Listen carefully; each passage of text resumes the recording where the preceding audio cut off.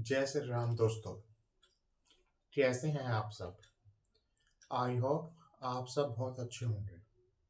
मैं ललित ढेरा आप सभी का स्वागत करता हूँ आपके अपने यूट्यूब चैनल में, जिसका नाम है economics special classes.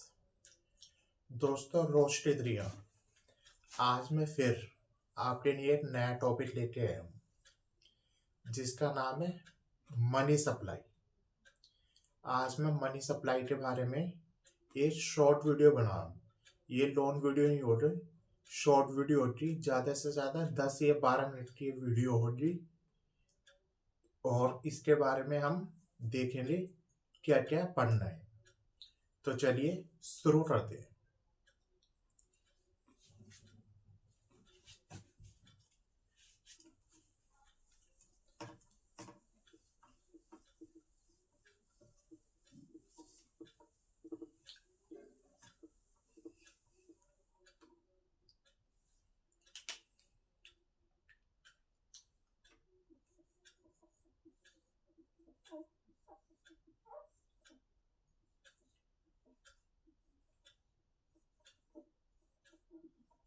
Money supply Hindi में कहते हैं मुद्रा आपूर्ति।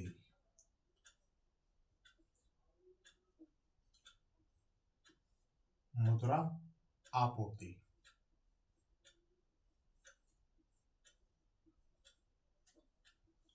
आपूर्ति ये क्या होती है दोस्तों? इसकी डेफिनेशन लिख देता हूँ।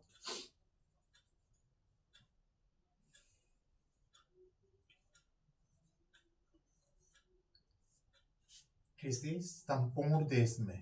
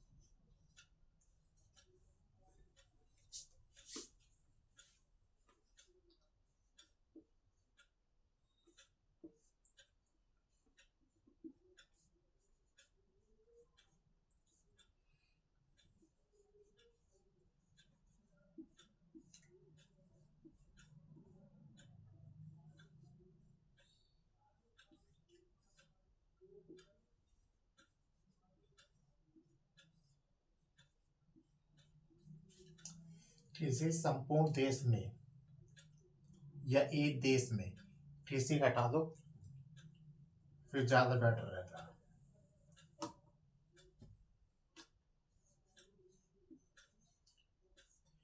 एक संपूर्ण देश में कुल कितनी मुद्रा है, उसी को हम मुद्रा आपूर्ति कहते हैं। ऐसे समझ में नहीं आएगी, अब मैं आपको समझाता हूँ। एक संपूर्ण देश में कुल कितनी मुद्रा है, टोटल कितना पैसा है, उसे देश की मुद्रा कहेंगे, मनी सप्लाई कहेंगे। एक बार फिर मैं उसे को कहूंगा, पूरे देश में टोटल कितना पैसा है, ये देश की मनी सप्लाई है। इस संपूर्ण देश में, एक पूरे देश में, पूरे भारत में टोटल कितना पैसा है, ये पूरे भारत की मनी सप्लाई है। ये इसकी डेफिनेशन है। और एग्जांपल में इसे इजीली तरीके से बताऊं, इस समय आपकी जेब में कितना पैसा है, ये आपकी मनी सप्लाई है। इस समय मेरी जेब में कितना पैसा है, ये मेरी मनी सप्लाई है। इस समय बैंक में, एसबीआई बैंक में कितना पैसा है, ये बैंक की मनी सप्लाई है। इसी तरह हमारे देश में टोटल कितना पैसा है, ये हमारे देश की मनी सप्लाई है। इसी तरह हमारे देश में कुल कितना पैसा है, ये हमारे देश की मनी सप्लाई है। इसे तो कहते हैं मनी सप्लाई, मुद्रा आपूर्ति। चलिए इसके फैक्ट देखते हैं। ये इसकी डेफिनेशन लिखी हुई है, आप स्क्रीनशॉट ले सकते हैं इसका, या मैं नीचे ही बता देता हूं।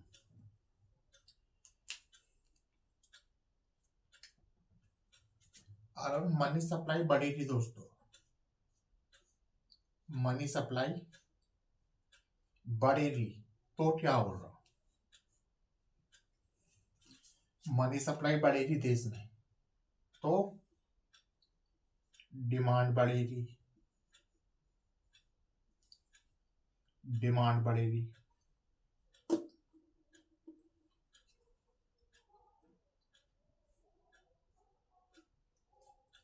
डिमांड बढ़ेगी तो वस्तुओं सेवाओं के प्राइस बढ़ेंगे।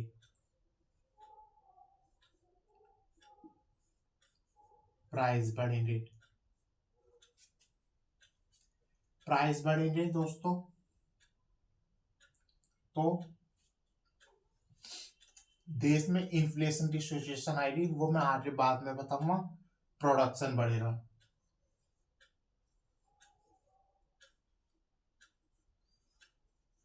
प्रोडक्शन बढ़ेगा।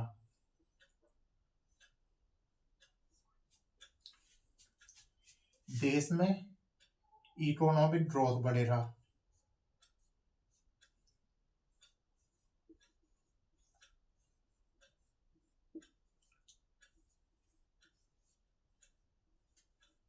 इकोनॉमिक ग्रोथ बढ़ेगा। देश में जीडीपी बढ़ेगी, जीडीपी बढ़ेगी। इन सब के बढ़ने से क्या आएगी? देश में इन्फ्लेशन आएगी।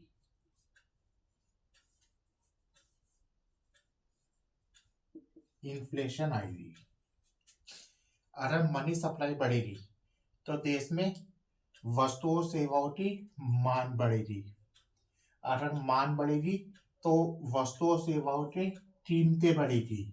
कीमतें बढ़ेगी तो प्रोडक्शन बढ़ेगा। प्रोडक्शन बढ़ेगा तो इकोनॉमिक ग्रोथ बढ़ेगा। इकोनॉमिक ग्रोथ बढ़ेगा तो जीडीपी बढ़ेगी। 8 पॉइंट है, 8 पॉइंट और रह गया।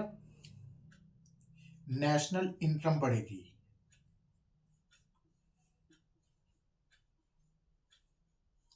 नेशनल इनकम,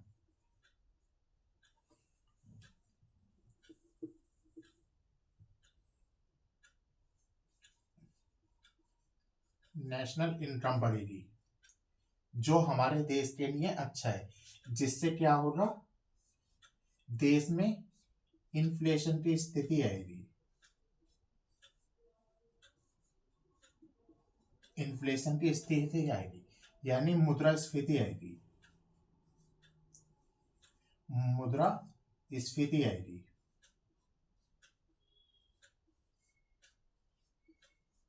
मुद्रास्फीति आएगी। हिंदी में कहें तो महंगाई आएगी।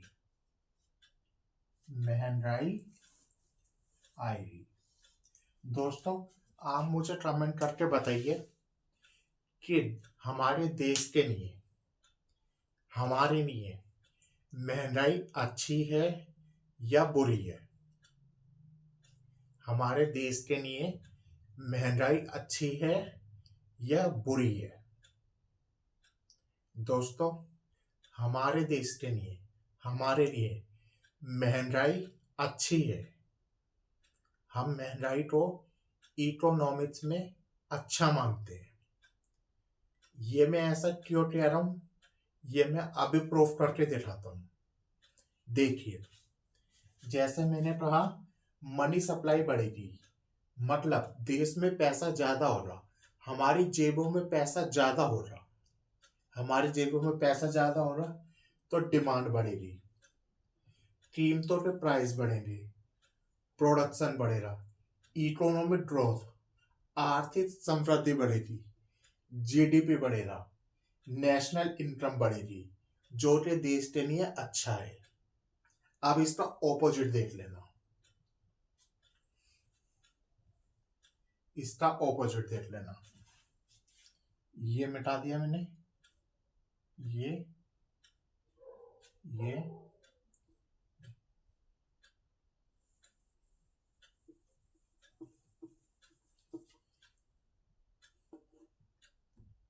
जब मनी सप्लाई कम होगी, जब देश में मनी सप्लाई कम हो रही, हमारी जेबों में पैसा कम हो रहा, तब क्या हो रहा? डिमांड कम हो रही दोस्तों। इसका ऑपोजिट कर दो सारा।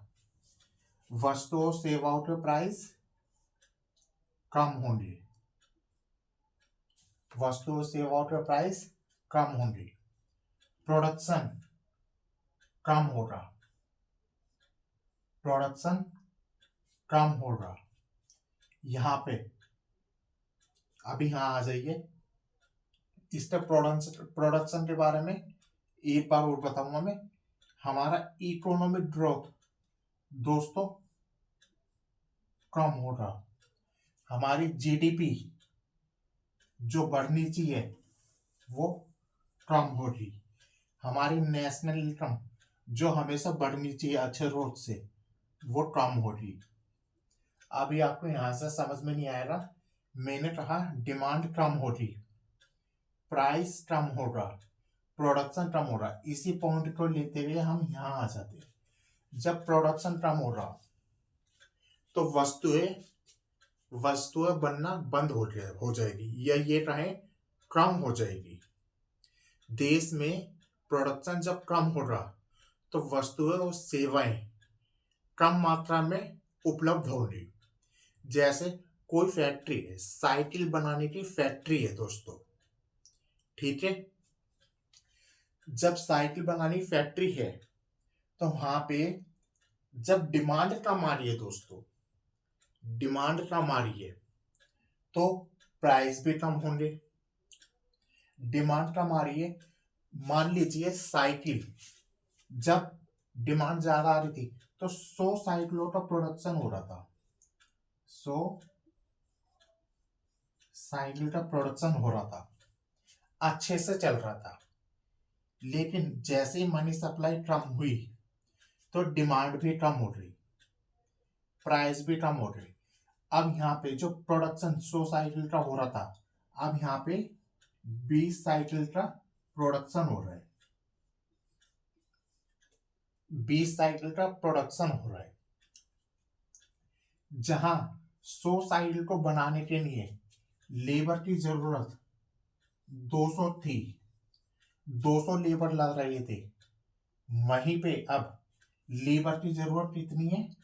सिर्फ 40 थी, सिर्फ 40 लेबर की जरूरत पड़ रही है। क्यों? क्योंकि डिमांड कम हो रही है। लोड ऑफ साइकिल ठीक कराना, साइकिल को रिपेयर कराना और खरीदना उन्होंने कम कर दिया। तो इसलिए जो प्रोडक्शन का मालिक था, यानी साइकिल की जो फैक्ट्री उसका मालिक था, उनने 160 मजदूरों को नौकरी से निकाल दिया, 160 मजदूरों को नौकरी से निकाल दिया। वो हो रहे बेरोजगार, वो हो रहे बेरोजगार। मनी सप्लाई कम होने से क्या हुआ? वो बेरोजगार हो रहे। हमारे देश में क्या आया? अनएम्प्लॉयमेंट आया, यानी बेरोजगारी आई। हमारे देश में क्या आया? अनएम्प्लॉयमेंट आया। इसके साथ ही साथ जब वो बेरोजगार हो रहे तो जो उन्हें सैलरी मिल रही थी, जो सैलरी मिल रही थी वो सैलरी अब नहीं मिलेगी।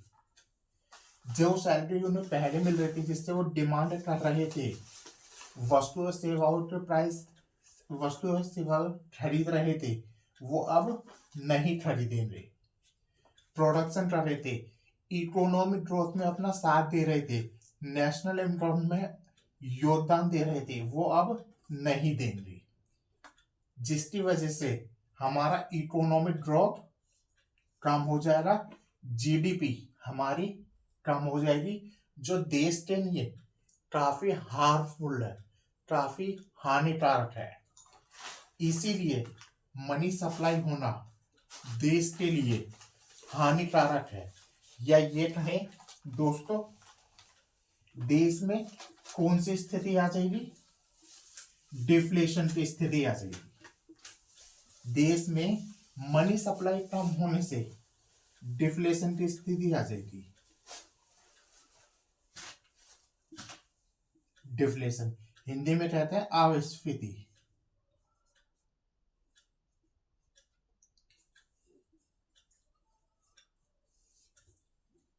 अस्फीति की स्थिति आ जाएगी, जो देश के लिए हानिकारक हो सकती है, जो देश के लिए नुकसानदायक हो सकती है। क्योंकि मनी सप्लाई कम होने से डिमांड कम हो जाएगी, वस्तुओं से प्राइस कम हो जाएंगे, प्रोडक्शन कम हो जाएगा। जो फैक्ट्री में मजदूर लगे हुए हैं उन्हें मालिक नौकरी से निकाल देगा, क्योंकि जब उसके पास ही काम नहीं आ रहा तो वो मजदूरों को रख के करेगा क्या? उन्हें अपनी जेब से तो सैलरी देगा नहीं, जो वो दूसरों से कस्टमर से अर्निंग करेगा उसी में से तो उन्हें सैलरी दे रहा। लेकिन जब डिमांड ही नहीं हो रही, उसकी दुकान चल ही नहीं रही, तो उन्हें सैलरी कहाँ से देगा?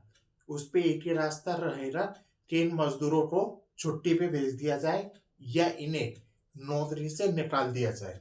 प्रोडक्शन कम हो रहा, प्रोडक्शन कम हो रहा तो इकोनॉमिक ग्रोथ कम हो रही, जिससे जीडीपी कम हो रही, नेशनल इनकम कम हो रही, जिससे हमारे देश में क्या आएगा? डिफ्लेशन आएगा, मुद्रास्फीति आएगी, मुद्रास्फीति आएगी। ये थे दोस्तों मनी सप्लाई के दो कॉन्सेप्ट। मनी सप्लाई इंक्रीज होने से क्या होता है, मनी सप्लाई डिक्रीज होने से क्या होता है। आई होप यह आपको बहुत अच्छे से समझ में आए होंगे। अगर नहीं समझ में आए तो कमेंट करके आप पूछ सकते हैं। आज की वीडियो में इतना ही। कल मैं एक नई वीडियो लेके आऊंगा, तब तक के लिए नमस्ते दोस्तों।